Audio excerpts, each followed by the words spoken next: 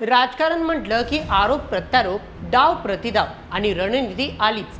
पण जेव्हा देशातील सत्ताधारी पक्षाचे बडे नेते थेट विदेशी शक्ती आणि फेक नरेटिव्ह म्हणजेच खोटा प्रचार यांच्यासारख्या गंभीर मुद्द्यांवर उघडपणे बोलतात, तेव्हा त्यामागे नक्कीच काहीतरी मोठे शिजत असते.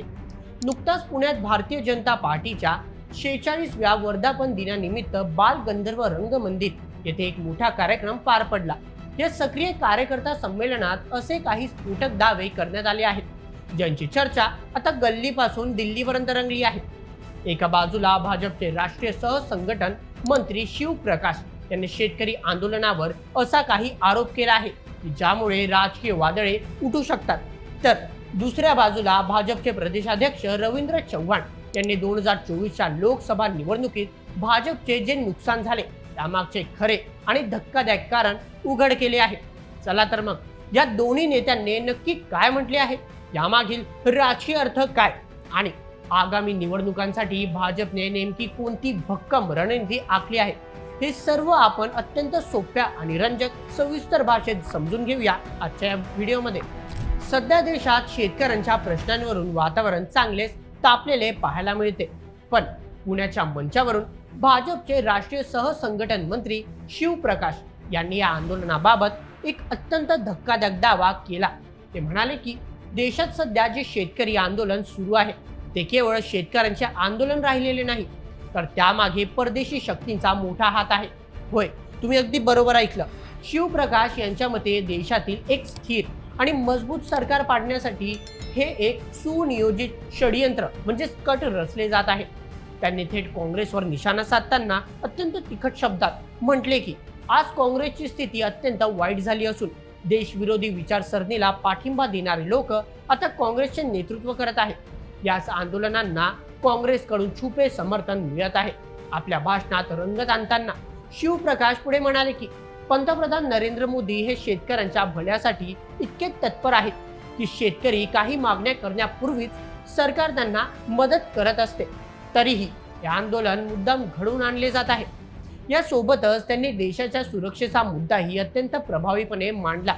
1998 साली माजी पंतप्रधान भारतरत्न अटल बिहारी वाजपेयी यांनी घेतलेल्या ऐतिहासिक अणुचाचणीच्या निर्णयाची आठवण करून देत ते म्हणाले की त्या एका निर्णयामुळे भारतात संरक्षण क्षेत्रात इतका मजबूत झाला आहे की आपण आता इतर देशांना शस्त्रे निर्यात करत आहोत. तसेच सर्वोच्च न्यायालयाने समान नागरी कायद्याला म्हणजेच युनिफॉर्म सिव्हिल कोड दिलेला पाठिंबा आणि उत्तराखंड सारख्या राज्यात तो लागू झाल्याचा संदर्भ देत लवकरच संपूर्ण देशात हा कायदा लागू करण्याचा भाजपचा मोठा प्रयत्न असेल, हेही त्यांनी स्पष्ट केले. थोडक्यात सांगायचे तर शिवप्रकाश यांचा रोख स्पष्ट होता. विरोधक देशाबाहेरील शक्तींची हात मिळवणी करून मोदी सरकारला अस्थिर करण्याचा खेळ खेळत आहेत.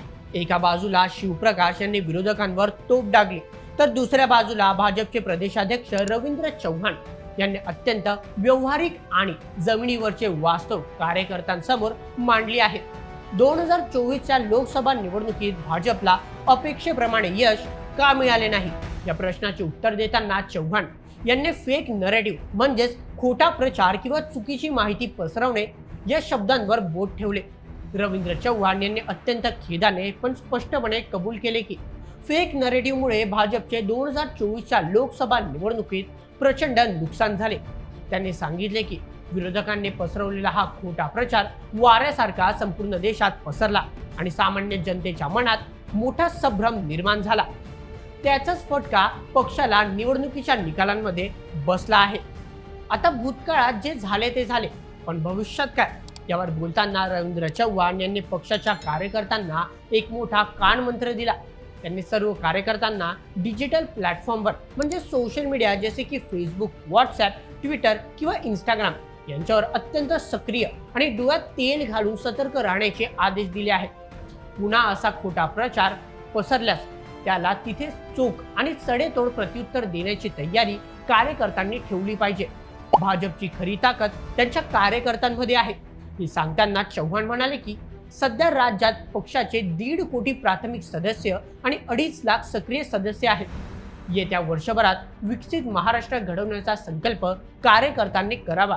तळागाळातील लोकांपर्यंत पोहोचवण्यासाठी 1,06,000 बूथवर पक्षाचे संघटन तब्बल 51% वाढवण्याचे महत्वाकांक्षी लक्ष्य त्यांनी दिले.